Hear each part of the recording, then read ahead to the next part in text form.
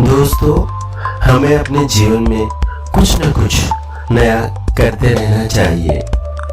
जीवन की धारा रुकनी नहीं चाहिए, जिससे जिंदा दिली से जिया जा सके।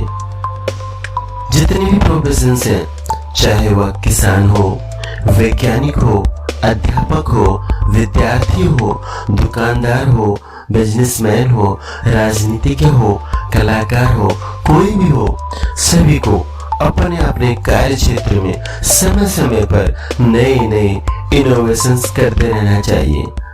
अपनी बात को मैं आपको एक कहानी के माध्यम से बताने जा रहा हूँ। एक गांव में एक तालाब था और उसके पास से ही एक नदी बहती थी। एक दिन तालाब ने नदी का मजाक उड़ाते हुए कहा, हे नदी, तुम हमेशा जल्दी में रहती हो।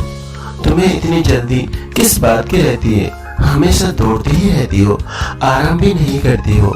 मुझे देखो, मैं कितने आराम से एक ही जगह पर रुका हुआ हूँ। मुझे किसी बात की जल्दी और चिंता भी नहीं है। मैं आराम से अपना जीवन काट रहा हूँ। हे नदी, तुमने तो अपनी जन्मभूमि भी छोड़ दी है और अब इधर उधर भटक रही हो। नदी ने तालाब को प्रत्युत्तर दिया और कहा, हे तालाब, गतिशीलता का नाम ही जीवन है, ठहराव नहीं।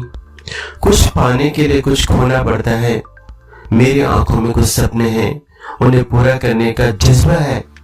अपनी जन्मभूमि छोड़ना साहस भरा संकल्प है। अपने सपने सच करने के लिए संघर्ष करना आशावादी चिंतन है। सफर का आनंद मेरी हौसला अफजाई करता है। लहरों का संगीत मेरी यात्रा की थकान मिटाने का काम करता है। किनारों के साथ की गई अटखेलियां मेरा मनोरंजन है। जब राह का सफर इतना आनंदमय है, तो हे तालाब, मंजिल मिलने का अनुमान तुम सहज ही लगा सकते हो। अनुमान इसलिए कह रही हूं कि काश तुम ये सब महसूस कर पाते, पर तुम तो ठहरे एक ही जगह पर रहने वाले तालाब। तुम्हारा कोई ख्वाब भी नहीं है। जीवन की सच्चाई का ज्ञान तुम्हें होगा भी कैसे? यह कहते हुए नदी अपने गंतव्य की ओर चली गई, लेकिन नदी के मुख से यह दार्शनिक वचन सुनकर तालाब पर कोई असर नहीं हुआ। वो नदी पर हंसता रहा। समय बीतता गया और कुछ समय बाद तालाब के पानी में पेड़ों के पत्ते, धूल, मिट्टी आदि गिरने से वह गंदा हो गया। सड़न से उसमें बदबू आने लगी। उसके पानी में कीड़े पड़ गए। अब तालाब अपने आप को कोसने लगा।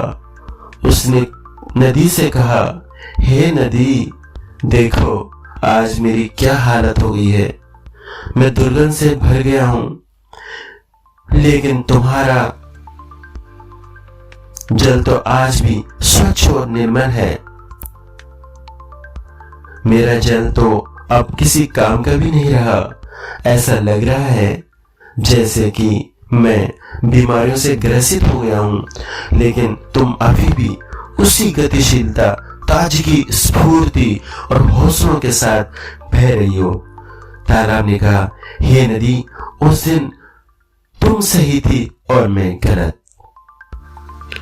तो दोस्तों, नदी और तालाब की इस कहानी से हमें यह शिक्षा मिलती है कि हमें अपने जीवन में नदी की तरह बनकर जीना है, तालाब की तरह नहीं। नदी की तरह हमें अपने जीवन में गतिशीलता, निरंतरता, नयापन, ऊर्जा व बुलंद हौसलों का समावेश करना है और अपनी मंजिल पाने के लिए एक जुनून रखना है, नदी की तरह। आशा करता हूँ आपको यह कहानी अच्छी लगी होगी। मैं आपको मिलूंगा अपनी अगली पोस्ट में। आप अपना ख्याल रखिएगा। Take care and bye bye.